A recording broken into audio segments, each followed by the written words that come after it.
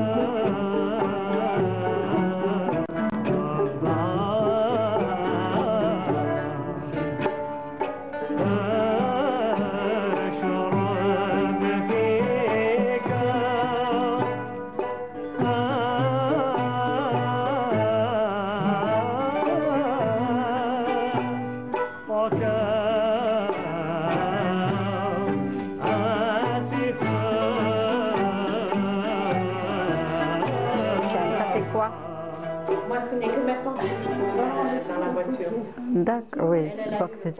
Voilà, donc on est déjà en direct et on a déjà commencé à parler. On ne pouvait pas attendre justement de reprendre l'antenne. Les filles, je suis ravie de vous avoir. Comme je disais tout à l'heure, une émission qu'on va consacrer. On a décidé de rendre hommage cet après-midi au maître Sidi Ahmed Serri, Allah yarhamou, avec ces deux filles qui nous font le plaisir et l'honneur d'être avec nous. Husna Serri, comment ça va? Ça va, alhamdoulilah. Bienvenue. Merci et merci de nous avoir invités. Merci à vous d'avoir accepté cette invitation. Merci. Et Wassila Serri est également avec nous. Merci beaucoup de nous avoir reçus. Merci à vous. Pour parler de mon père. Voilà, en tout cas, nous sommes ravis de vous avoir avec nous et je sais qu'on va se régaler cet après-midi. Et puis, les filles sont aussi avec nous et elles aussi, elles vont passer un beau moment avec nous grâce justement à cette musique qui va nous réunir cet après-midi, la musique andalouse. Voici là, j'allais dire. Wahida, comment ça va? Ça va. Depuis hier? Alhamdoulilah, tranquille. Alhamdoulilah, Yasmine, bienvenue. Merci, écoute, très contente d'être là. Ça va, on commence à s'habituer, à prendre l'habitude de consacrer les mardis et mercredis après-midi à la bonne heure. À la bonne heure, et c'est bon, on prend l'habitude d'être un peu moins stressé. Voilà. D'accord, c'est le plus important. Ça, c'est le plus important. En tout cas, bienvenue les filles. Et bien sûr, comme à chaque fois, on a hâte de voir de quoi il s'agit cet après-midi avec vous. Mais on va commencer bien évidemment avec la musique andalouse, avec ce grand maître qui nous a quittés. Alors, ça va faire 10 ans bientôt. 9 ans. L'année prochaine. Voilà, l'année prochaine. Donc, cette année, c'est 9 ans. Et bien évidemment, je voulais commencer par ça, c'est que le mois de novembre marque la naissance de Sidi Ahmed Serri, Allah yarhamou, mais aussi la date de son décès. Oui, il est né le 3 novembre 1926 et il est mort le 15 novembre 2015. Voilà, à l'âge de 89 ans. Allah yabarak. D'ailleurs, même aussi, il a du même signe que son père. C'est ça, donc c'est aussi le mois de votre anniversaire. Il est mort 2 jours après son anniversaire, donc ça m'a marqué. C'est normal, ça me marque c'est normal. C'est pas facile de perdre un papa pour toutes les filles. C'est pour ça que je voulais vraiment lui consacrer quand même pour l'anniversaire de son décès. Je me suis dit, il faut qu'on fasse quelque chose pour lui. Vous avez bien fait justement. On va peut-être parler déjà de la personne. Sidi Ahmed Serri, voilà, les souvenirs que vous gardez quand vous étiez jeune, par rapport à la musique, justement son rapport à la musique, est-ce qu'il voulait vraiment vous inculquer aussi et vous apprendre cette musique? Eh bien, ma grande sœur Meya, Amina Meya, qui est l'aînée, qui n'est pas avec nous, et moi avons commencé à prendre des cours de piano à la Mousselia. D'accord. Voilà. Après aussi là, je ne sais pas, moi j'ai continué, j'ai appris la mandoline, donc j'ai fait des petites classes. Après, je me suis retrouvée dans la classe moyenne de Farid Ben Sarsa. Et bon, et après, il fallait faire un choix parce que, en fait, mon père, Lahmo, se retrouvait pratiquement 4 fois par semaine à rentrer à 9 h du soir à la maison. Oui, bah oui. Donc, consacrer beaucoup de temps justement à la musique. Il était vraiment fatigué et bon, il fallait faire un choix. Et bien sûr, moi, j'ai quitté le Mousselia. Mais toutes les deux, on a continué, on a fait partie de la chorale. On connaît le Qsaïd Diniya. Alors là, ça, on ratait pas ça. On descendait, on faisait... Et justement, lui aussi était sollicité. Sidi Abdelrahman, il y allait souvent pour fêter justement, marquer les fêtes religieuses, j'ai envie de dire. Oui, d'ailleurs, notamment. D'ailleurs, avant, il n'y avait que les hommes qui avaient le droit de rentrer à Sidi Abdelrahman, le Chidiro le Qsaïd. Et avec mon père, bien sûr, comme il était pour la mixité, il a introduit les filles. Mais on était séparés des garçons.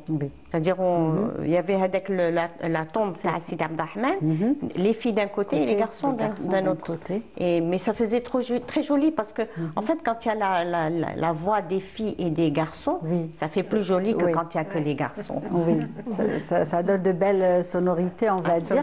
Et justement, lui aussi...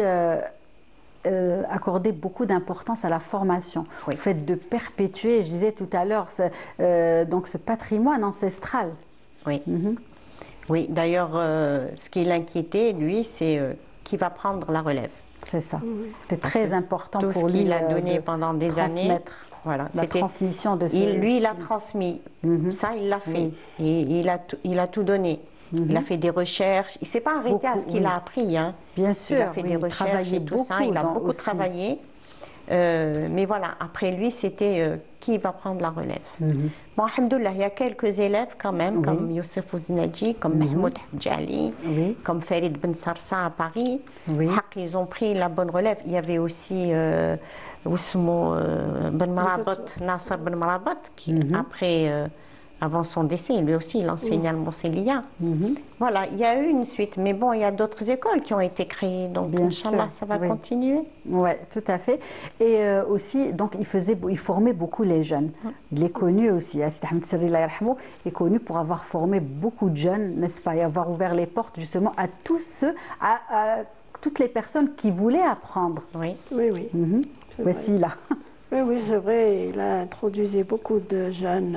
Il n'y avait pas de n'importe quelle classe où bien sûr, tout le monde était le bienvenu. Tout le monde pouvait accéder pour apprendre. Il était pour. C'était ça son but, c'est faire apprendre aux jeunes, transmettre. Et les jeunes, vous savez, vous avez des étudiants, des lycéens. C'est vrai. Il y en a qui passent le master, il y en a qui travaillent et ils viennent quand même. Et ils aiment faire. Ça fait comme un loisir et ça change un peu de la routine. Oui, en plus il faut aimer aussi cette musique aussi. Oui, et puis aussi Sidi Ahmed Serri est connu comme étant une personne humble. Oui, toujours. Très humble. Oui, ça c'est vrai. Oui, mais c'est vrai que le Mousselia, c'était ouvert à tout le monde. Il n'y avait pas de régionalisme, il n'y avait pas de classe, parce que c'est vrai qu'avant, ils disaient « Ah, le Mousselia, c'est que les petits bourgeois ». Eh bien non, les gens se trompaient parce que avec lui, c'était tout le monde. Toutes les classes, toutes les régions. Il était très ouvert. Pour lui, cette musique, il fallait que toute l'Algérie l'apprenne. C'est pas consacré aux Algérois, non, c'est pas vrai. Tout à fait.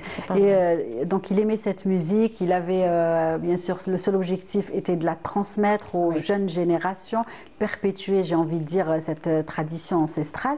Mais j'ai perdu le fil, c'est pas grave. Mais il a fait aussi beaucoup de recherches, n'est-ce pas?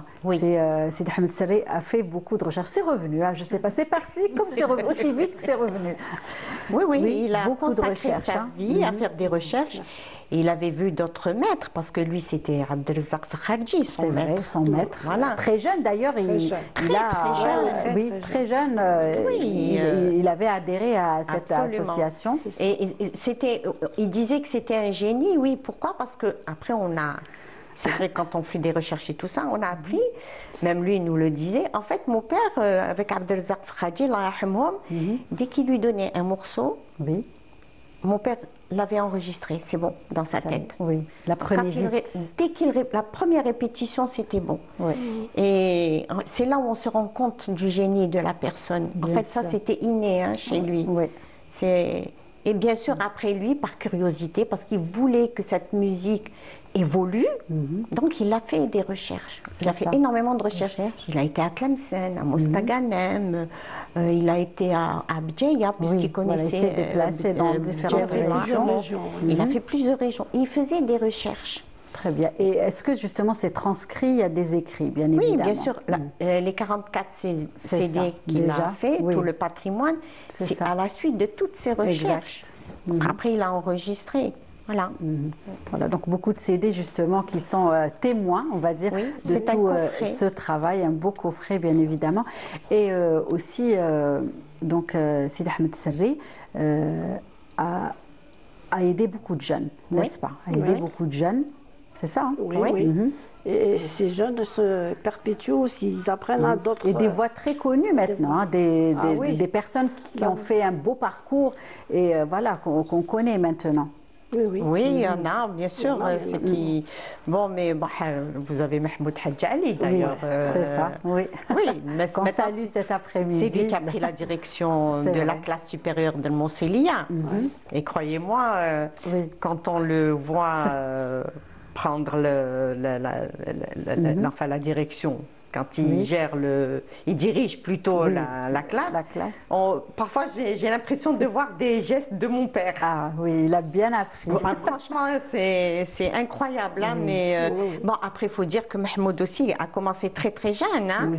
avec mon père. D'ailleurs, si vous l'appelez, il a tellement d'anecdotes à raconter concernant sa relation avec mon père. Oui, c'était un très bon professeur. On a fait d'ailleurs vendredi dernier, le 15 novembre. On a fait un petit événement à la maison. On a, jusqu'à présent, on les a encore. On vend la biographie de mon père. Très bien, on va continuer avec nos invités. On parlait bien évidemment du défunt Sidi Ahmed Serri. Et justement, il y avait le Aden de votre papa, Allah yarhamou, qu'on passait à la radio et à la télévision, n'est-ce pas? D'ailleurs, vous aurez dû le passer là maintenant. Oui, je pense qu'à chaque fois quand on passe à la radio ou à la télé, on demande toujours pourquoi il ne passe plus son Aden. Je m'adresse à toutes les radios, toutes les chaînes. Mais justement, sa voix est passée longtemps. Voilà, longtemps. Oui, moi je me rappelle, même la chaîne 3, le Behja, il le passait. Oui, les radios. Même lui, en son vivant, il écoutait son Aden. Il était content. Mais maintenant, ça fait quelques années, on réclame à chaque fois. Oui, mais en tout cas, c'était aussi, Inch'Allah, les prochaines fois, mais en tout cas, c'était vraiment la voix de Sidi Ahmed Serri, bien évidemment, extraordinaire. Et tout le monde dit, tout le monde, pourquoi il ne passe plus votre père? Demandez-le. D'accord, très bien. Et donc, justement, on continue de parler de votre papa, donc vous le connaissez, aujourd'hui, on parle de lui, bien évidemment, on essaye de lui rendre un petit hommage à travers cette émission, mais il y a aussi une personne qui l'a bien connu et qui vous a même qui a réussi à vous surprendre, et c'est la personne qui a consacré un ouvrage à votre papa, n'est-ce pas? Oui, c'est Assia Baz. Oui, c'est elle qui est venue plusieurs fois à la maison. Elle a fait faire sortir tous ses souvenirs, même des choses qu'on ne savait pas sur lui. Bon, grâce à elle, on a appris beaucoup de choses sur lui. Et franchement, elle a fait un travail remarquable. Justement, même avec ma mère, c'est-à-dire elle s'est adressée à mon père, à ma mère en même temps. Voilà, donc, et ça a été une très bonne thérapie pour mon père aussi, parce que ça lui a permis, il a même réussi à présenter des excuses, n'est-ce pas? C'est ce que vous me racontiez tout à l'heure. Ah oui, parce qu'il a consacré. C'est vraiment livré dans ce livre. Il a sacrifié toute sa vie à la musique, et elle lui disait, ma mère, oui, je sais qui c'est ta première femme, c'est la musique. Moi, je suis la deuxième. On l'entendait très souvent. Alors, Hedaya, c'est l'Arobi. Heda Kharij après son décès. Heda, il ne l'a pas vu, mon père. D'accord. Voilà, ça c'est l'Arobé. Donc, avec des CD. Oui, avec les CD. Magnifique. Donc, oui, on revient au livre. La biographie. La biographie. La biographie, ben voilà, donc elle lui a fait une très belle biographie, Assia, il faut lui reconnaître, Et voilà, comme il y a beaucoup de gens qui demandent encore si le livre est disponible, donc on s'est engagé, les trois sœurs, à mettre en vente la biographie. Et bien sûr, comme c'était le 9e, ça faisait 9 ans qu'il était décédé, papa, le 15 novembre, on a fait un petit événement, mais à la maison, là où il a vécu avec maman. On a fait un événement et il y a des gens qui sont venus. Et ce qui était bien, c'est qu'on avait fait une table ronde à un moment donné. Et les élèves parlaient de leur relation avec mon père, leur mère. Chacun justement témoigné de l'expérience. Chacun a parlé. Même des amis, même de... Oui, les amis, la famille, mon cousin, ou les dames. Ceux qui l'ont connu. Ceux qui l'ont connu. Et c'était formidable parce que on a passé toute l'après-midi à parler de lui. Et bien sûr, à travers toutes ces discussions et les anecdotes, on découvre pas mal d'histoires de mon père. Oui, très bien. Et puis, il y a aussi des événements, des hommages qui lui sont rendus à chaque fois, parce qu'il le mérite, bien évidemment. Et vous aussi, les filles, vous prévoyez de rendre hommage et d'organiser un événement dans ce sens l'année prochaine. Pour marquer les 10 ans de... C'est-à-dire, voilà, les 10 ans. Et puis... 10 ans. Là, ça fait quelques temps qu'on devait préparer, puis il y a eu toujours... à chaque fois, il y a des... Mais cette fois-ci, on s'est décidé à le faire. Mais il y a des gens qui travaillent aussi, qui nous aident. Voilà, c'est normal. Des gens qui nous aident. On ne peut pas faire tout seul. Exact. Des gens qui nous aident, c'est sûr. Voilà. Et puis bon, surtout qu'on va faire des conférences. Oui, voilà, justement, ça va changer, ça va pas tourner autour de la musique cette fois-ci, n'est-ce pas? Non, non, non. Vous vouliez faire différent, vous voulez faire différent. Avec des conférences, on va parler de son parcours, de la musique, et bien sûr après, c'est sûr qu'il y aura un bel orchestre qui va jouer.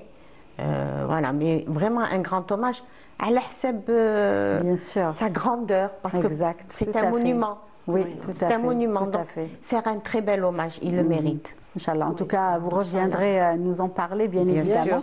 Et puis, il vous a transmis aussi cette fibre artistique à sa façon, même si cette fibre en question n'est pas musicale. Ah oui. Mais elle est autre, puisque vous êtes aussi artiste, artisane. Je suis devenue artiste. Voilà. Vous faites alors un style. Il s'agit de patchwork, c'est ça. Oui, je suis déjà monitrice de patchwork. Ça fait plus de 16 ans. Tu connais, bien sûr. Oui, bien évidemment. Yasmine aussi. On en a. Oui. Ça fait plus de 16 ans ou 17 ans que je donne des cours. En fait, j'ai commencé en 2003-2004. D'accord. Le patchwork. Et bon, moi c'était tout autre chose. Hein. Moi, j'étais dans le domaine commercial. Je n'avais rien à voir. Mais bon, après, je l'ai découvert. Donc, comme j'ai dit, justement, comment vous avez découvert ça, Husna? C'est grâce à la télévision. D'accord. Vous avez invité à ma prof, Madame Bouawina, Selima. Et moi, ce jour-là, j'étais à la maison, donc je regardais. En train de voir des images. Oui, ça c'est pour bébé. Ah, ça c'est le coussin en 3D. Très beau, oui. Ah, elle a tiré de belles photos. Et j'avais vu à la télé les travaux de Madame Bouawina. D'accord. Moi, j'avais vu, j'ai dit, oh, c'est joli. J'ai jamais touché au tissu. Hein. Et je sors de chez moi. Et je vois Madame Bouawina qui descend, je l'ai reconnue. J'ai dit bonjour. Elle m'a dit bonjour. Je lui ai dit, vous n'êtes pas passée à la télé, vous faites... Elle m'a dit oui, c'est moi, je fais du patchwork. Ah, je lui ai dit, vous donnez des cours? Elle m'a dit oui. J'habitais où? Ben, plus bas. Ça tombe très bien. Oui. Je peux venir? Oui. Bien sûr. Et c'est comme ça que j'ai commencé. C'était votre destinée. J'ai adoré. J'ai aimé et je continue, je forme, je fais des expositions. D'ailleurs là, j'ai une exposition vendredi prochain au Val d'Hydra et j'adore ça. Ça m'a beaucoup aidé. Hein. C'est toutes les façons, quel que soit l'art. Oui, c'est une excellente thérapie. Ça aide énormément et voilà. Donc lui, bien qu'on a fait de la musique, mais je suis penchée. Vous êtes plus épanouie complètement dans cet art. Complètement. Ça m'a énormément aidé à évoluer, à dépasser beaucoup de choses. Oui, et justement, est-ce qu'il y a beaucoup de jeunes aujourd'hui qui veulent apprendre cette technique? Bon, dire des jeunes, non, je pense pas trop. Si, j'ai une fille de 14 ans. Vous êtes intéressée? Non, là, c'est la mosaïque. Moi, c'est la mosaïque. D'accord. Ah ben voilà, on va parler aussi de mosaïque. Non, j'ai une fille de 14 ans, sinon j'ai généralement des femmes d'un certain âge. D'accord. La plupart, c'est des retraités. Oui, mais j'ai des jeunes femmes aussi, voilà. Mais j'en ai formé. Et ce qu'il y a de bien, c'est que je fais comme papa à l'Ahmo. J'ai formé, donc elles sont en train de former. Voilà, je les vois, elles me parlent, elles sont dans des ateliers, elles forment d'autres femmes. Et ça me fait plaisir. Je me dis à la continuité. Oui. C'est bien. C'est bien. Et donc, Wessila, c'est la mosaïque. La mosaïque. Oui, j'en ai fait beaucoup. Bon, c'est grâce à elle parce que je venais de perdre mon mari. Je me suis installée ici à Alger. D'accord. Donc, elle faisait les cours de patchwork. Elle m'a dit, pourquoi tu ne rentres pas? Tu vas faire ça va te changer. Exact. C'est ce qui a fait que je suis rentrée, j'ai appris et puis j'ai fait un peu pour moi, j'ai offert, voilà, ça je le fais maintenant pour moi. J'ai un matériel, voilà. Quand j'ai du temps. C'est ça. Parce que j'ai un fils qui est trisomique, donc il fallait que je m'en occupe aussi. Voilà, je me suis consacrée beaucoup à lui et je suis fière de ce qu'il est devenu parce qu'il a 24 ans maintenant. Et ce qu'il fait, je suis... Voilà, vous êtes fière de ce que vous avez accompli. Oui, c'est très important pour une maman. J'ai fait rentrer dans tous les domaines. Il a travaillé, il a fait la formation, il a fait l'école, il a fait le sport, il a fait du foot. Je l'ai mis dans tout le... Voilà. Et là, je suis fière de ce qu'il est devenu. Donc, bien sûr, ça prend du temps. Oui, j'imagine. Mais de temps en temps, je reviens à la petite mosaïque. Vous avez toujours un peu de temps à consacrer à la mosaïque. Voilà. Et j'adore la musique. Voilà. Je suis tout le temps branchée. Et justement, les filles, qu'est-ce que ça fait d'écouter ou de voir son papa qu'on a perdu, bien évidemment, décédé à travers la télévision, les ondes des radios. Alors, est-ce que la chance qu'on a, ouais. c'est qu'on arrive à entendre encore sa voix. Oui, voilà. Ça, c'est une chance. Exact. Après, moi, j'imagine que ça a été dur à un moment, peut-être. Je vous ai dit, moi, ce n'est que cette année, 2023. Où je mets le CD à la maison ou dans la voiture, pour l'écouter. Oui, j'arrive pas parce que... Non, moi j'ai toujours écouté. Elle est oui. Voilà. Oui, ça dépend des caractères, ça dépend des personnes. Oui, oui. Dans la voiture, partout, de temps en temps je mets, même chez moi. Oui. Il m'arrive, pas tous les jours. Hein, oui, oui, pas mais voilà, c'est plus facile pour Wessila que... Oui, parce que moi, dès que je le mets, ça y est, je pleure. Oui. Alors voilà. Je l'éteins. Oui, c'est des caractères. Non, j'étais très... Bon, elle aussi, hein, oui, bien sûr, chose. Un papa reste un papa. Chacune a sa façon de montrer son amour à son père. Moi, je leur dis, mon père, c'est l'amour de ma vie. Oui. Même s'il n'est pas là, il restera toujours l'amour de ma vie. Oui. C'est un père que j'embrassais souvent. Je sais pas, pourtant il était sévère hein, avec nous, il n'était pas facile. Même ce qu'on est devenu, c'est grâce à lui. Ah, bien sûr, bien sûr. Oui. Il nous a déjà lui, il est pour l'émancipation de la femme. Exact, toujours. Et avec ses élèves, il a fait rentrer les femmes dans l'enseignement. Même maman. Oui, voilà. Ma mère aussi. C'est ça, même votre maman est très présente. Elle mettait le haïk quand elle était jeune fille. Le jour où il s'est marié, il a dit à son beau-père, قال له سي محمد حبيت نسقسيك حاجه قال له شنو قال له حبيت نحي لها الحايك قال له اي مرتك دبر راسك il lui a enlevé oui il lui a enlevé le haïk après bon il a mis ma grand-mère paternelle lui disait allez coupe-moi les cheveux oui. Et maman ne savait pas, mais lui coupait les cheveux. Et puis elles avaient remarqué qu'elle savait couper. Oui. Et donc mon père, qu'est-ce qu'il a fait? Il a mis à l'école de Bebelouette pendant 3 ans. Elle a pris des cours de coiffure. Voilà. Elle a eu son diplôme, il lui a ouvert son magasin, elle a eu son salon de coiffure. C'est-à-dire qu'elle a pu exercer justement. Il a encouragé à passer son permis, elle a eu son permis, elle a acheté sa petite voiture. Il était très libéral, et puis il était pour l'émancipation de la femme. C'est vrai. Même nous avec ses filles. La preuve. Ah oui, oui. On a travaillé, on a conduit. Il a introduit aussi justement la gente féminine, j'ai envie de dire, à Sidi Abdelrahman, à faire de la musique. Pour ça, il était très, très ouvert. Oui, très bien. En tout cas, de belles histoires, bien évidemment, on ne s'en lasse pas. On va continuer, on va encore apprécier un petit peu sa voix à travers cette chanson et on revient. Allez.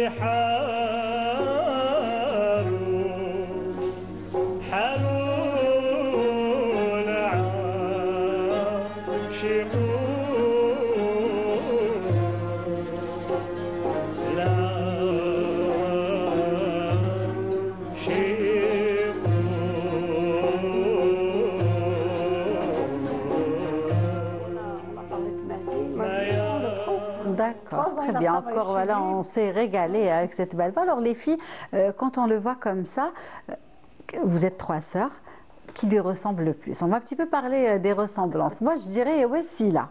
Mais non. Ouais. Oui ou non? Oui, là. Qu'est-ce qu'on vous dit en général? Là, voilà, étant jeune, oui. C'est vrai que c'est plus Wassila, n'est-ce pas, Husna? Oui, maintenant on me dit que c'est moi. Voilà, c'est ça. Peut-être en prenant de l'âge, c'est vrai. Là, je vois une photo, celle qui est derrière nous, là. Je dirais, voilà, je dirais que c'est plus Husna. Mais, en fait, moi, j'ai les yeux verts de papa. D'accord. Ah, voilà. Ah, Wassila. Voilà, donc j'ai toujours dit le haut, c'est mon père, et Wassila, c'est le bas. Voilà. Après, il y a l'aîné aussi qui ressemble aussi à... Non, l'aîné, on disait toujours que c'était la sœur jumelle de maman. Oui. Ouais.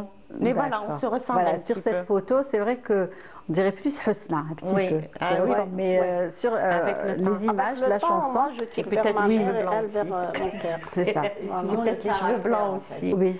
Voilà. Et le caractère trempé, les 3. Ah, les 3. Bien répartis. Ah, trempé. Je vous dis, on a vraiment... Parce que mes parents, en fait, avaient un sacré caractère. Hein. Ils étaient forts de caractère tous les deux. Très forts de caractère. Et ils nous ont inculqué ça aux 3 filles. Hein. D'accord. Pour ça, on aime bien... Voici, là, vous confirmez. Oui. On est têtus. Oui. Ils nous ont donné une bonne éducation. Ah oui, bien sûr. Ah oui, c'est comme ça, parce que chacune de nous a eu un parcours différent. Oui, bien sûr, c'est ça les enfants. Et pour relever... Les parents sont confrontés à... Voilà. Oui, donc on a pu confronter le problème de chacun. Il faut dire parce qu'il a toujours été là aussi. Hein, il nous a à l'écoute, présent. Oui, il était toujours présent, il nous a soutenus. Ça, il ne nous a pas lâchés. Hein. C'était pas le père qui disait « Ah, ça c'est ton problème, c'est pas le mien. » Non. Non, il était vraiment... en tout cas, c'est bien qu'on en parle cet après-midi. On va continuer, c'est pas fini. On va faire une petite pause, bien sûr, puisque vous faites du patchwork, de la mosaïque aussi. Nous, on a un coin, alors, inspiration habitat, des conseils, des tendances, justement, de déco, avec Yasmine Assari. C'est juste après le jingle.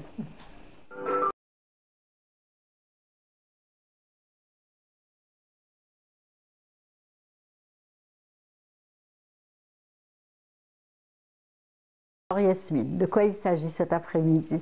Écoutez, aujourd'hui j'ai envie de vous parler d'un coin qu'on devrait tous avoir chez soi. Et c'est un coin de détente. Voilà. Pourquoi, me diriez-vous? Parce qu'avec le rythme qu'on a aujourd'hui, en fait nos modes de vie très rapides, et nos préoccupations professionnelles, familiales et toute autre sollicitation, en fait se ménager un coin repas, j'ai faim.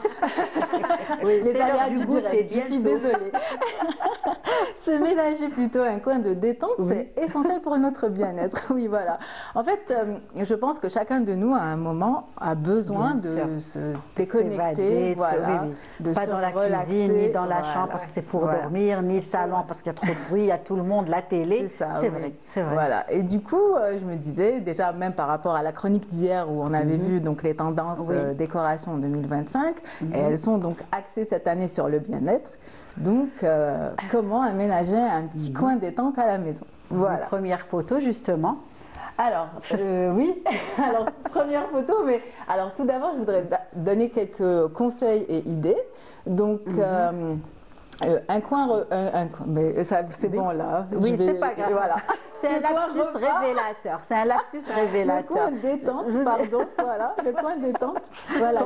Voilà, même les sœurs Husna ont aimé le sofa. Oui, alors pour créer le coin détente, je dirais, alors on n'a pas besoin d'avoir un grand espace. Ça peut être un petit coin dans un salon, ça peut être vraiment dans une chambre ou carrément un balcon. Oui, ça se fait de plus en plus. Voilà, il suffit de l'aménager à notre façon pour qu'on puisse bien s'y sentir. Et pour ça, en fait, il faut prendre en considération, on va dire, quatre éléments, 4 étapes. Donc, tout premièrement, il faut donc choisir l'emplacement.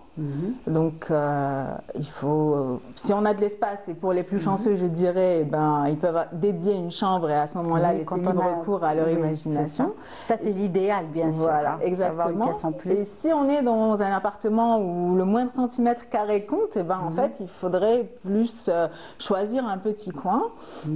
voilà, je disais tout à l'heure, ça peut être vraiment un coin, c'est-à-dire un coin de mur. C'est ça. Mais pour ça, l'idéal serait donc d'avoir un coin où on a de la lumière du jour, parce que la lumière du jour, en fait... Donc près d'une fenêtre, l'idéal. Oui, l'idéal, parce que la lumière du jour, en fait, a un impact sur notre humeur, sur notre bien-être.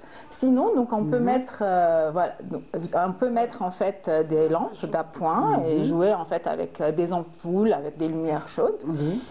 Ça, donc, pour choisir l'emplacement, donc, on a la luminosité, donc la lumière, et l'accessibilité. Parce que si on n'arrive pas trop à accéder au coin, ben, du coup, on n'aura pas tellement... On va stresser. Oui, voilà, c'est ça. Et ça va nous bloquer. C'est pas le but, voilà, c'est pas le but de ce coin. Donc, ici, sur cette photo, voilà, je vais la commenter.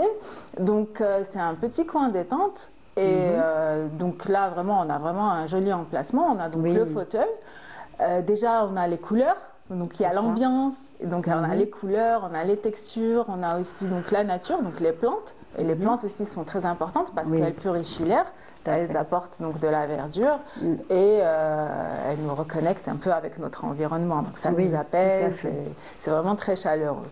Donc voilà, donc je disais, on choisit le coin, donc l'emplacement, donc la lumière et l'accessibilité. Deuxièmement, le mobilier. Parce que bien évidemment, si on a un petit coin, on ne pourra pas mettre un grand fauteuil, voilà, adapter le mobilier au coin, bien évidemment. Si on a un tout petit coin, ben, en fait, il faudra prendre, on peut mettre un joli tapis bien moelleux, je dirais, avec en fait des petits coussins au sol ou un matelas, et ça peut être très sympathique. Voilà. Il y a la fenêtre qui revient. La fenêtre qui revient. Franchement, moi j'adore. Avec une belle vue. L'enquête sous la fenêtre. Moi j'adore. Cool. Surtout s'il pleut, alors là c'est parfait. Alors vous l'ouvrez, il y a plein de tissus dedans. Donc ça sert. C'est génial, voilà, c'est super. Donc voilà, alors... je disais quoi? Alors le choix du mobilier, Donc si on a un petit espace, on peut aussi aller vers en fait des meubles, on va dire modulables, parce que si on n'a pas d'espace, donc ça serait bien d'avoir une petite chaise avec, pourquoi pas comment on appelle ça, l'assise là pour les pieds? Je ne me rappelle plus. Merci, voilà. J'ai perdu mes mots. Voilà, intégré qui s'encasse, comme ça ne prend pas beaucoup. Et on peut le sortir quand on en a besoin. Voilà, tout à fait. Donc vraiment, voilà. Le mobilier dépend aussi donc, de l'espace et de la fonction. Donc si on veut que ça soit un coin lecture, ben, on choisira un fauteuil qui pourra maintenir le dos et voilà, le repose-pied, etc. Voilà. Donc pour le choix du mobilier, c'est l'espace et donc la fonction. Et troisièmement, donc, ça sera en fait l'ambiance. Donc l'ambiance et l'atmosphère. Donc ce qu'on veut créer comme ambiance et comme atmosphère. Et pour cela, donc, c'est les couleurs, les textures qui reviennent. Voilà. Et les plantes. Voilà. Tout à fait. Donc hier, on avait vu que les couleurs tendances de cette année, c'était plus des tons naturels. Naturels qui allaient vers le naturel. Voilà, donc plus terracotta, vert, ou même l'orange et le brun. Et donc vraiment, pour que l'endroit soit chaleureux et apaisant, l'idéal c'est d'avoir des couleurs vraiment chaleureuses et apaisantes. C'est-à-dire que il y a des personnes qui aiment les couleurs vives, on peut les utiliser parce que vraiment il faut que le coin nous ressemble. C'est vrai. Voilà, mais avec parcimonie, parce que si par exemple vous aimez le rouge et que vous avez tout un pan de mur rouge, vous n'allez pas pouvoir vous détendre. Exact, non.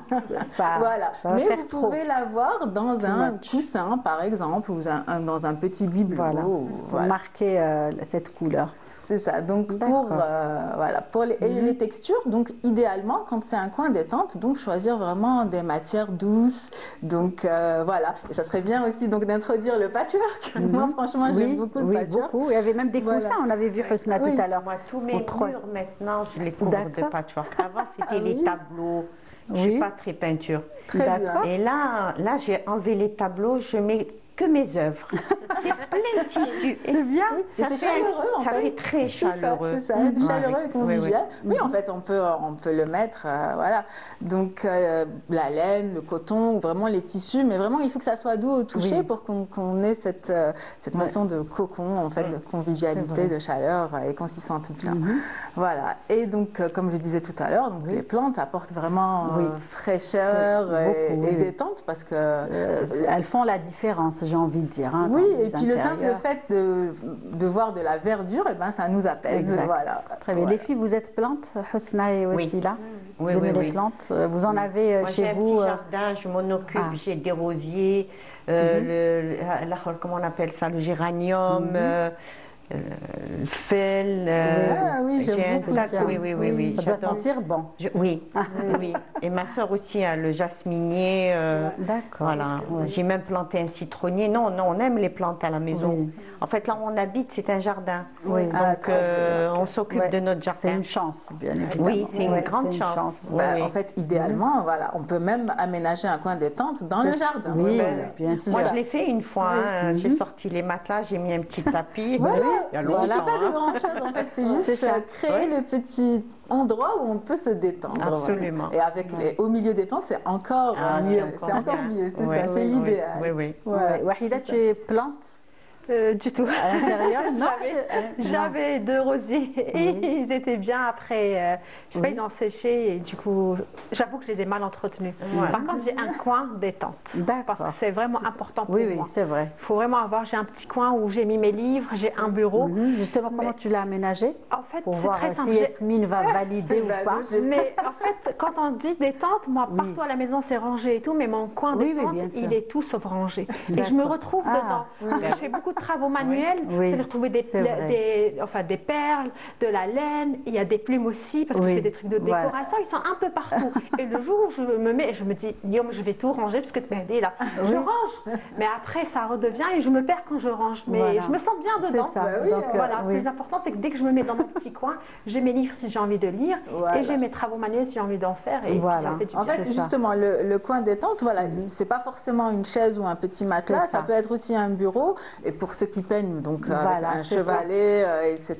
Donc voilà, il faut que ce coin-là, il faut qu'il nous ressemble et qu'on ait envie d'y aller et qu'on s'y sente bien. Voilà, c'est ça le but. On peut ne pas le ranger. Oui, tout à fait. C'est validé. Tant que tu te sens bien là-bas, ça pose pas de problème. C'est validé. C'est validé. Et le quatrième point, donc, c'est la décoration. Oui. Donc la décoration, donc on a les lampes d'appoint ou carrément les bibelots, les images, les photos de souvenirs ou des citations, pourquoi pas. Donc, qui nous ressemblent. Oui, voilà. Moi, par contre, j'ai des BD et j'ai des figurines. Oui, ça, voilà.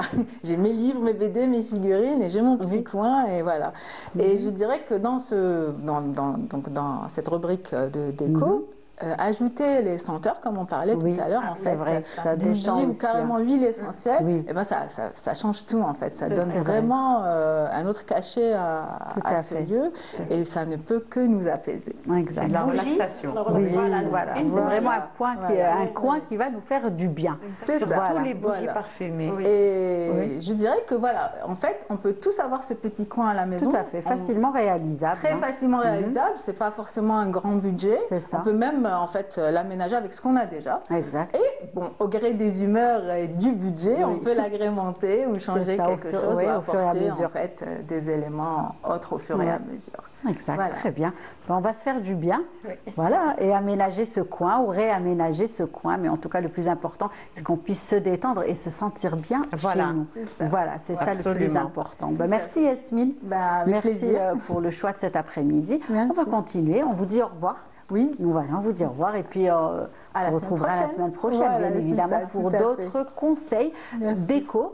Et pour nous quitter, on va vous offrir une chanson. Allez, et justement, c'est la chanson de notre prochain invité. Allez.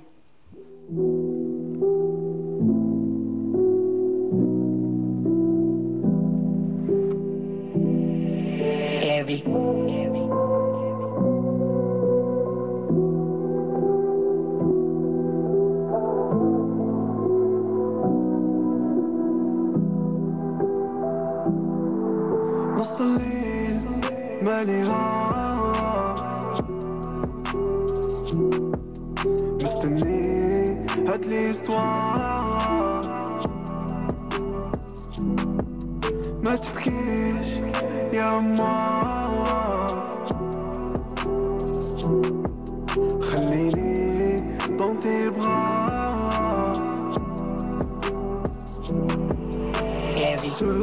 عايش لا ميسال شارب همي ساك جروح التبرة دمي سال حقد معيني سال طاير بين السراب ديور تعلي السد وانا نقول زيد سكارة عيوني شايفة كل شي فاين كل شي شالله طوطو بيني حبي يقول لي مشيت الفاين نخاف من بكرة تولي فاين I need your love, eh, I don't wanna love, oh I need your love, eh, I don't wanna love, oh I need your love, eh, I don't wanna love, oh I need your love قولوا لها علاش هالافي سدت الدات اللوفي بغاتني نصبر لا لا نصبر يا انا ما عندي بديل ظهري ما بان لا طافي شحال هذا جي بافي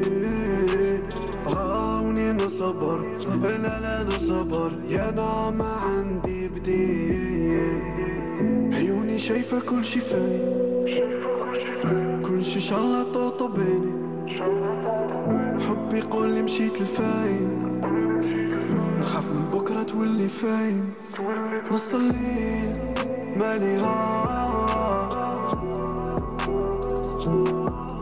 مستني هاتلي استوار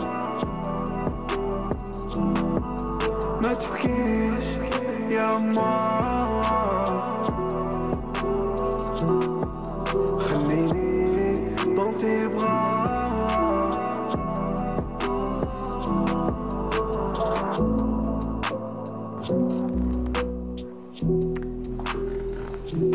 Voilà, donc on revient sur le plateau, une belle voix, un beau morceau hein, en tout cas.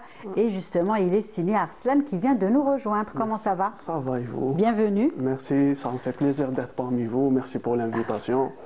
Merci à vous de l'avoir accepté. Avec vous, on va parler de rap. Hein. Voilà, oui. On va parler de rap, d'un style que vous voulez un petit peu créer. Oui. Vous essayez, en tout cas, vous vous sentez à l'aise justement. Et on va en parler tout à l'heure. Mais juste avant, ce que je vous propose, c'est d'aller vers Wahida. Le saviez-vous? Et c'est juste après le jingle.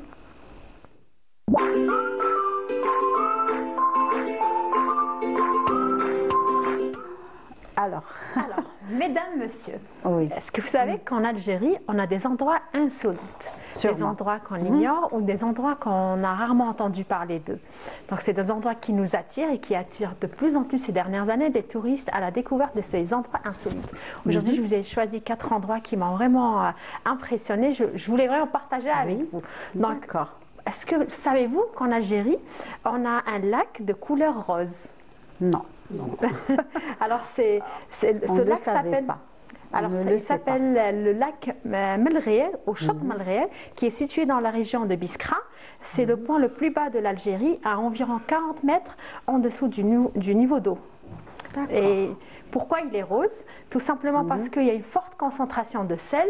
D'ailleurs, comme vous pouvez le voir sur la photo, voilà, le lac, quand il s'assèche, une grande partie, enfin pendant les mois chauds, le lac, une grande partie du lac, elle s'assèche. Et puis on a cette couleur rose qui apparaît de plus en plus. Donc on la voit, elle est visible. Il y a aussi des micro-bactéries qui font que la couleur du lac, elle change et elle se transforme en une couleur rose. C'est une couleur qui est vraiment impressionnante. Oui. Voilà, d'ailleurs, même quand on met sur Maps... On a l'impression que c'est du sable.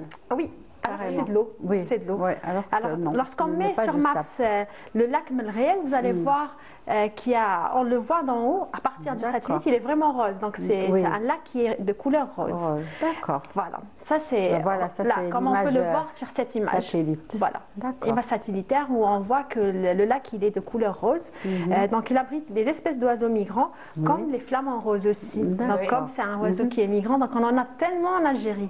Et souvent on les retrouve dans le lac de Melriel. D'accord, voilà. Bien, c'est noté, on le sait maintenant désormais. Il y a un autre lac aussi qui est impressionnant et qui apparaît comme un mirage.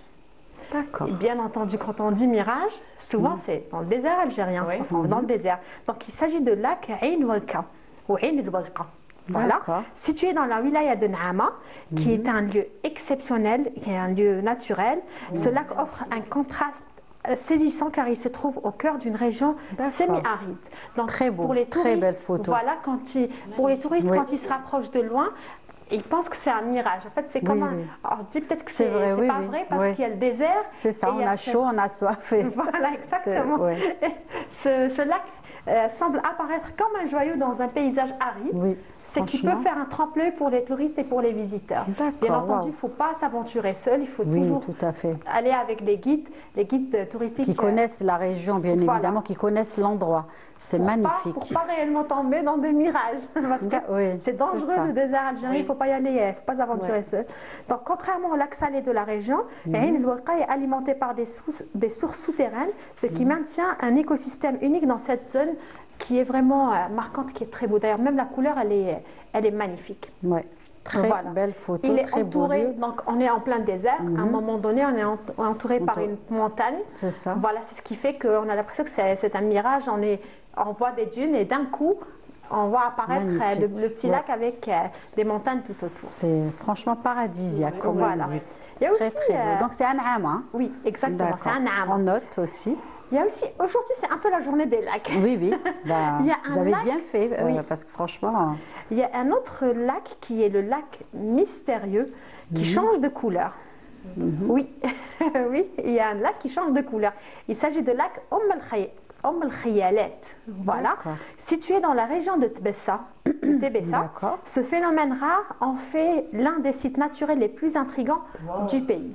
Voilà, là, l'eau, elle est de couleur bleue. D'accord. Vous allez voir qu'il change de couleur, elle peut devenir verte et parfois même rouge ou rose. Donc pourquoi le lac il change de couleur? Tout simplement parce qu'il contient des dépôts minéraux variés, des oxydes de fer, de cuivre et d'autres éléments chimiques qui réagissent avec la lumière. Donc il y a aussi des algues qui font, là par exemple vous voyez la couleur il est bleu. Oui, voilà. Bleu. Donc ça dépend de la lumière et aussi ça dépend des aliments qu'il y a des aliments, de la faune et de la flore qu'il y a dedans.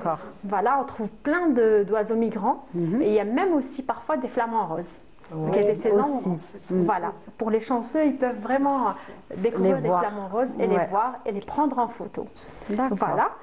Donc, il ne faut pas s'étonner si, par exemple, on y est pour un pique-nique la matinée de couleur verte et l'après-midi il va se transformer en bleu. Voilà. Et souvent, les gens, quand ils vont le visiter, ils ressentent cet apaisement, parce qu'on parle beaucoup d'apaisement, de relaxation. D'évasion aussi. Voilà, d'évasion surtout. Donc, c'est un lieu mystique qui attire beaucoup de touristes en ce moment à la découverte de ce phénomène qui se transforme en une journée, il peut se transformer en plusieurs couleurs. D'accord. Voilà. C'est noté. Vous connaissez, les filles, vous connaissiez aucun. On vient de l'apprendre. Voilà. Vous allez pourquoi pas le visiter un jour et faire des photos. Mais on a un très beau pays. On a beaucoup de choses qu'on ne connaît pas. Qu'on ne connaît pas malheureusement. Je sais qu'il y a des endroits magnifiques. Moi, quand j'ai découvert ça, je suis tout le temps impressionnée, n'est-ce pas, Lilia? Et puis à chaque fois, quand je fais des découvertes, ils vont penser que c'est à l'étranger. Exactement. C'est pour ça qu'on en parle et on essaie d'en parler. À chaque fois, on essaie de partager. Dans l'émission et dans la rubrique aussi. Et puis pour un dernier truc, on reste toujours dans le désert algérien. Savez-vous qu'au Sahara algérien, il y a un sable de couleur bleue? Oui.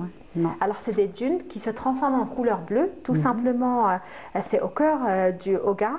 C'est connu pour ses paysages spectaculaires et uniques, ou des dunes de sable qui semblent, voilà, vous voyez un peu, ils se transforment en une couleur bleue.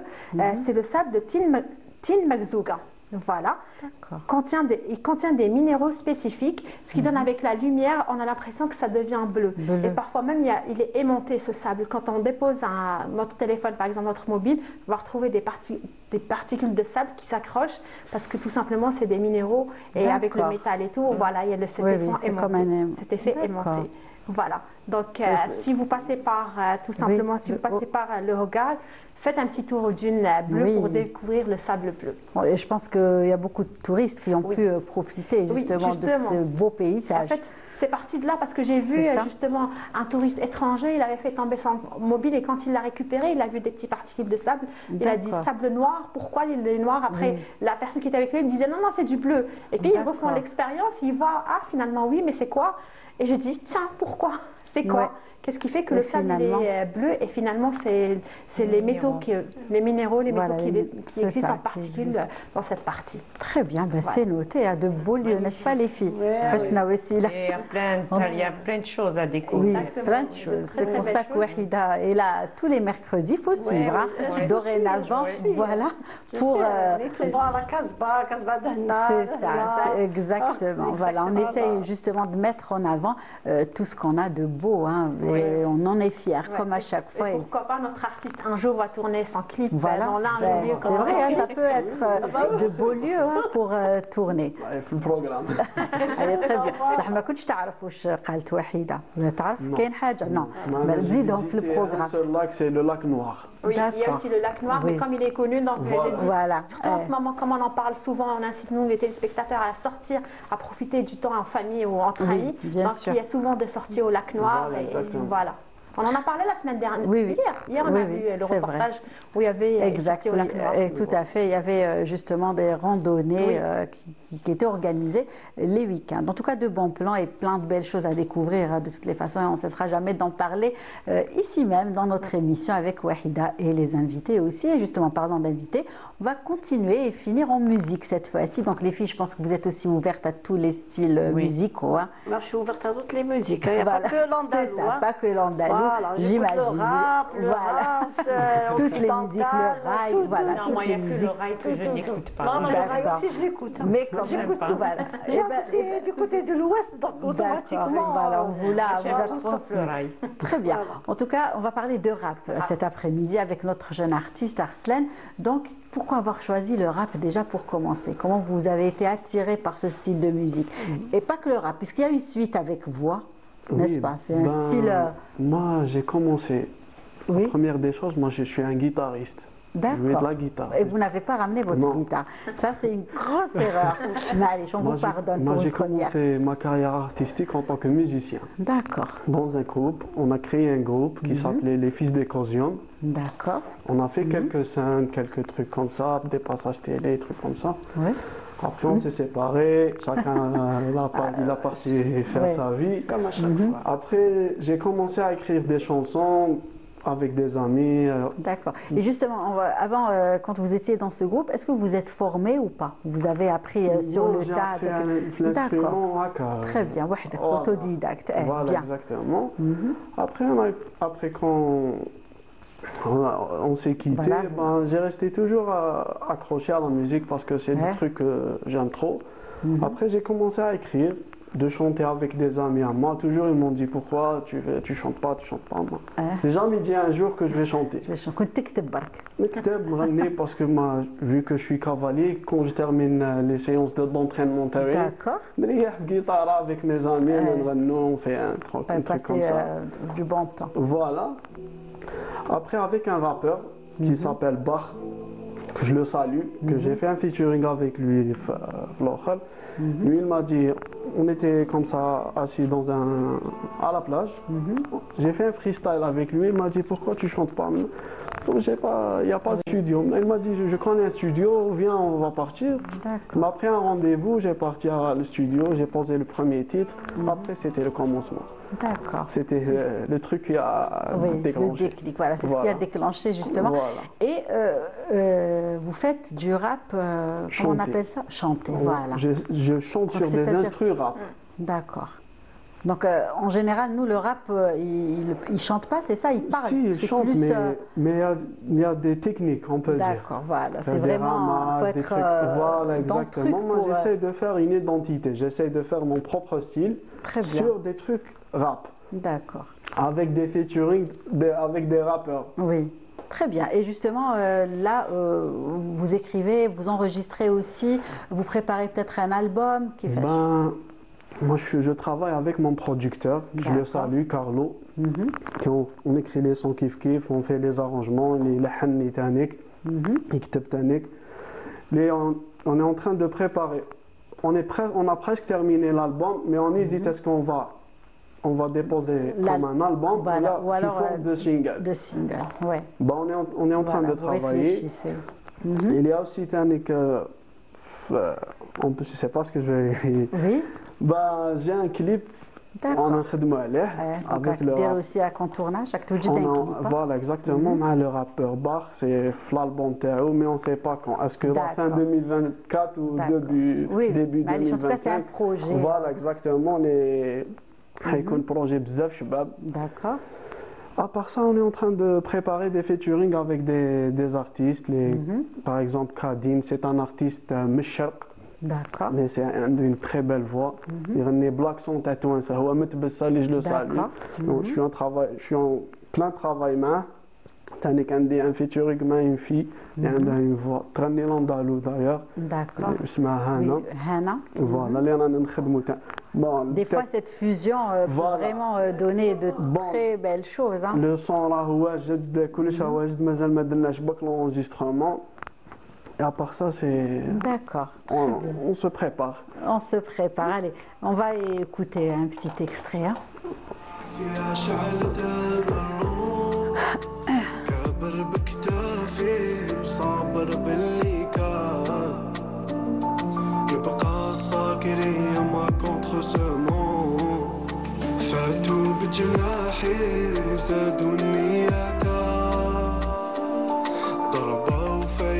تقلق عن الروح راضي بكتابي وعيني في اللي جاي مديت سلاحي قبل ما ندوي جروح الضلمة عاتية الدعوة هانية الشمعة ضاوية في رحبة ماشي أنا واللي Hali, c'est ça le titre. Hein. Justement, de quoi vous parlez? Qu'est-ce qui vous inspire pour écrire? Surtout que vous écrivez beaucoup. Voilà, vous avez une belle voix, vous avez plein de projets. En tout cas, je pense qu'on va se régaler avec ce que vous allez nous proposer. Et c'est pour ça que vous êtes là cet après-midi.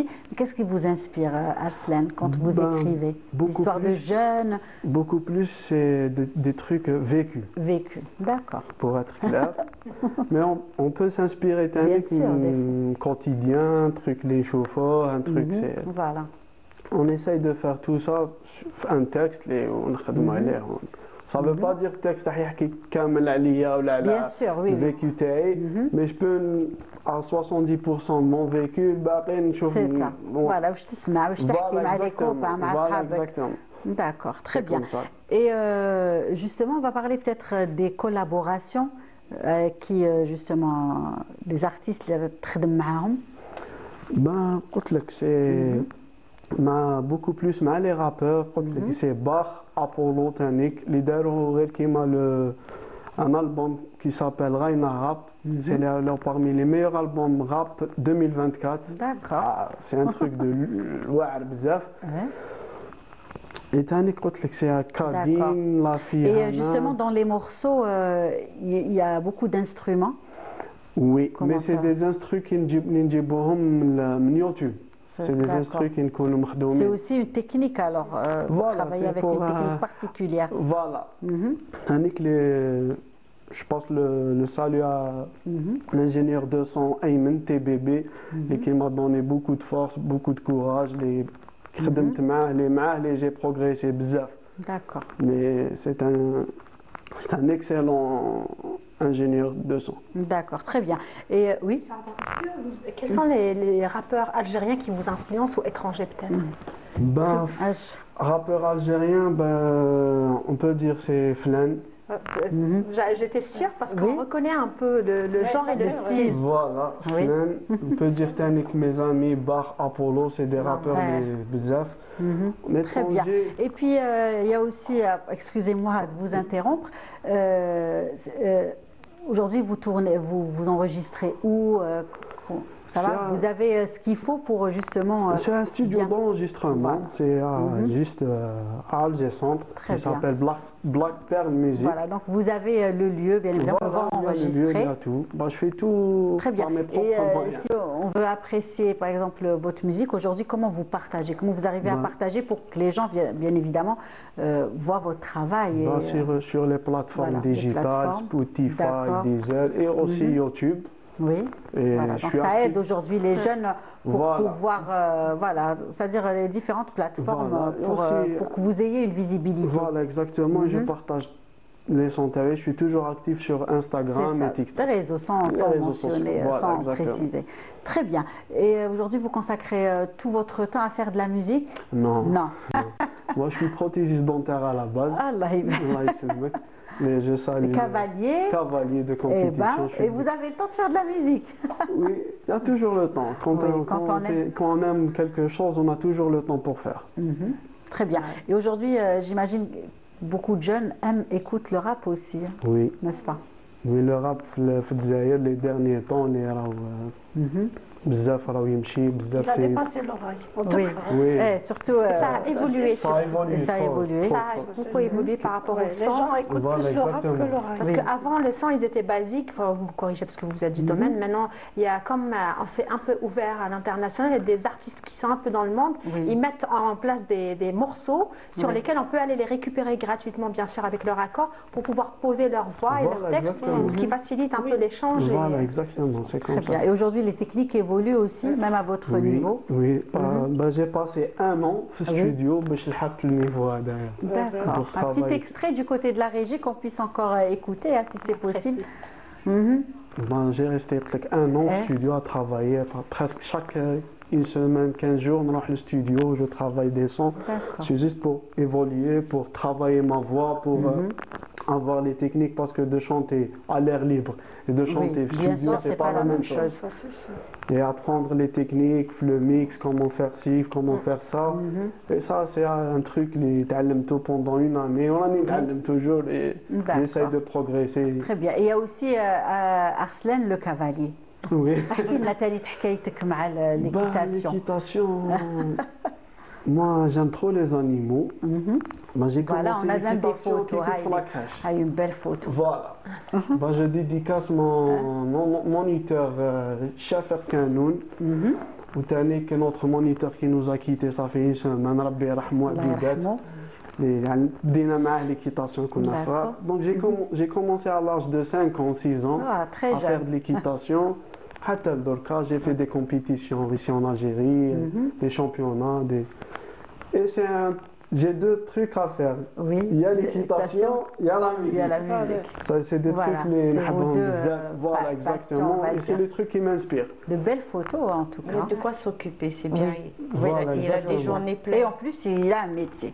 Prothésiste dentaire. Moi, j'ai fait des études en prothèse dentaire. Voilà. Donc, bravo en tout cas. Donc, aujourd'hui, les principaux projets que vous voulez concrétiser, Arsène. On est en train de réaliser le clip. Donc, c'est des titres. Là, vous enregistrez des titres. Ils sont déjà enregistrés. Enregistrés dans la boîte, tout est dans la boîte. 90% fini. Il y a juste des trucs, des clips à réaliser, des coverings à faire.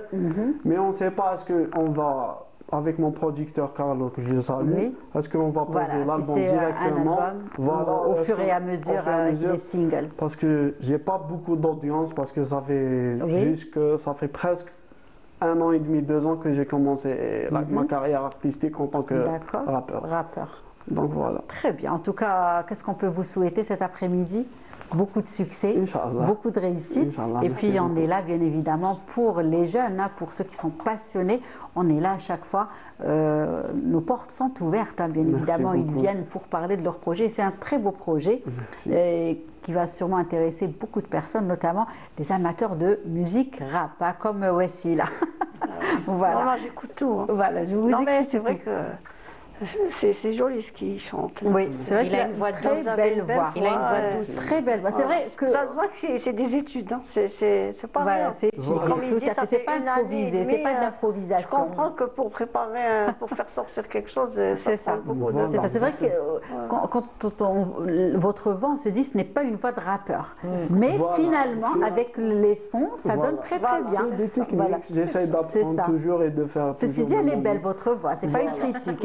L'écriture, عارفه اللي كاين الناس اللي ما يفهموش بزاف الكلام تاعي باسكو انا نانسبيري من الشعبي سمعت بزاف شعبي. D'accord. C'est à travers ma mère اللي je la salue. On la salue cet après-midi. Qu'est-ce qu'elle pense, qu'est-ce qu'elle préfère votre maman, Arsène, cavalier, musicien ou prothésiste? اللي كندخل الدار سقسيها. بعث لي ميساج. Elle va dire les 3. Les 3, bien sûr, c'est son fils, bien évidemment. كنت نسمع بزاف شعبي مع في نحكي في ميوزيك الجيريان شعبي عمر زاهي قروابي العنقه. Donc c'est des trucs qui m'ont aidé à écrire. C'est pour ça que vous avez un style particulier. On le ressent quand on écoute vos morceaux. En tout cas, merci Arsène. Je vous souhaite plein de succès. On salue votre maman. Elle a de quoi être fière de son fils. En tout cas, c'est ce qu'on peut dire cet après-midi. Comment elle s'appelle? Khaira. Khaira. Voilà, en tout cas, on la salue. On l'embrasse très fort. Bish Dalek, Inch'Allah. Les filles, Un dernier mot peut-être, donc les projets, Inch'Allah, un bel hommage que vous allez consacrer à votre défunt papa. L'hommage pour l'année prochaine, voilà, pour l'année on ne sait pas quand exactement. Oui. Et puis là, je pense qu'avant la fin de l'année, on va refaire l'événement qu'on a fait la semaine dernière en vendant le livre. Mais on met quand même en dédicace, hein, parce que tout le monde nous dit un petit dédicace, donc on dédicace au nom des filles. Très bien. Mais ça, c'est prochainement, avant la fin de l'année. Et vous-même, vous avez un projet, bien évidemment, dans le patchwork, une belle exposition. Vendredi prochain, ne pas rater. En décembre, Inch'Allah. Très bien. Ben, c'est noté, le rendez-vous est pris. Merci beaucoup les filles. Merci d'être venues partager ce moment avec nous. Wahida, la semaine prochaine, on se retrouvera avec grand plaisir. Merci Arslan et à très vite. Et merci à vous de nous avoir suivis. Nous aurons le plaisir de vous retrouver dès la semaine prochaine, toujours à la bonne heure. D'ici là, très bonne suite des programmes et prenez soin de vous. Au revoir.